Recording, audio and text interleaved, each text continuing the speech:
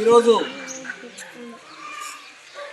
మన కోనరావుపల్లి గ్రామ పంచాయతీ ఆవరణలో ఏర్పాటు చేసిన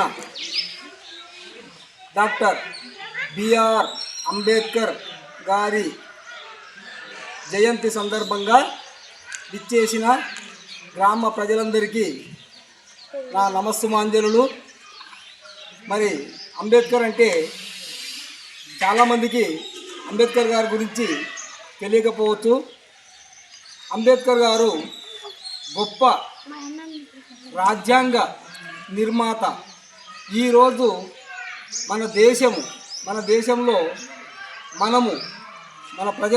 దేశ ప్రజలందరూ ఇంత స్వేచ్ఛగా బతుకుతున్నారంటే, జీవిస్తున్నారంటే, మనం ఇంత స్వేచ్ఛగా ఉన్నామంటే దానికి అంబేద్కర్ గారు, డాక్టర్ బిఆర్ అంబేద్కర్ గారే కారణము. మరి ఆయన అహోరాత్రులు, రాత్రనక పగలనక అహోరాత్రులు కష్టపడి చదివి, మరి ఎలాంటి సౌకర్యాలు లేని ఆ రోజుల్లో ఒక బీద కుటుంబంలో పుట్టి కూడా, ఒక అణగారిన వర్గంలో ఉండి కూడా ఎలాంటి ప్రోత్సాహం కానీ, సౌకర్యాలు కానీ, విద్యాపరంగా ఎలాంటి అవకాశాలు లేకున్నా కూడా ఆయన తను సొంతంగా కష్టపడి, ఈ రోజుల్లో మనం అన్నిటికన్నీ ఉన్నా కూడా మనం ఎన్నో విధాలుగా వెనుకబడిపోతున్నాం. మరి ఆ రోజుల్లో ఏమీ లేని రోజుల్లో, ఎలాంటి సౌకర్యాలు ప్రభుత్వం నుంచి ఎలాంటి సౌకర్యాలు లేని రోజుల్లో ఆయన, మరి ఈ రోజుల్లో మనకు ఫోన్లు ఉన్నాయి, ఇంకా ఎన్నో రకాల బుక్కులు కానీ అన్నీ అందుబాటులో ఉన్నాయి. అయినా కూడా చదువులో వెనుకబడిపోతున్నాం, ఇంకా ఇతరత్ర వేరే విధంగా వెనుకబడిపోతున్నాం. కానీ ఏ సౌకర్యాలు లేని, ఎలాంటి బుక్కులు లేని ఆ టైంలో కూడా ఆయన అన్నీ సమకూర్చుకొని సొంతంగా కష్టపడి ఎన్నో డిగ్రీలు సంపాదించింది. ఆయన సంపాదించిన డిగ్రీలు ఈ రోజు వరకు కూడా ఈ ప్రపంచంలో ఎవరు కూడా సంపాదించలేదు. అన్ని డిగ్రీలు సంపాదించిన ఆయన. మరి ఆయన ఎన్నో రాత్రులు కష్టపడి మన కుటుంబాన్ని కూడా, కుటుంబంలో మన భార్య చనిపోతే కూడా భార్య అంత్యక్రియలకు కూడా హాజరు కాకుండా మన రాజ్యాంగం కోసమే పాటుపడిండు, మన దేశాని కోసమే పాటుపడిండు. మరి అటువంటి మహనీయుడు ఆయన.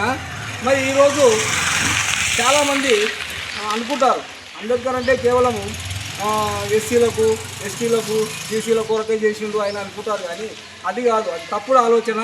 మరి మనం అంబేద్కర్ జయంతి జరిపితే కేవలం ఎస్సీలు మాత్రమే రావడం అనేది 100% తప్పది. అందరికీ సంబంధించిన రాజ్యాంగానికి దేవుడు ఆయన, మనకు రాజ్యాంగానికి దేవుడు ఆయన. కానీ ఆ రాజ్యాంగాన్ని ఆ విధంగా మనకు కష్టపడి మనకు రాసి ఉండకపోతే ఈరోజు మనం ఇంత స్వేచ్ఛగా బతికే వాళ్ళం కాదు. మన భారతదేశం కూడా పటిష్ట ప్రజాస్వామ్య దేశంగా ఉండేదే కాదు. అటువంటి ఈరోజు ప్రపంచంలో ఉన్న 215 దేశాల్లో మన దేశమే బలమైన ప్రజాస్వామ్యం కలిగిన దేశము.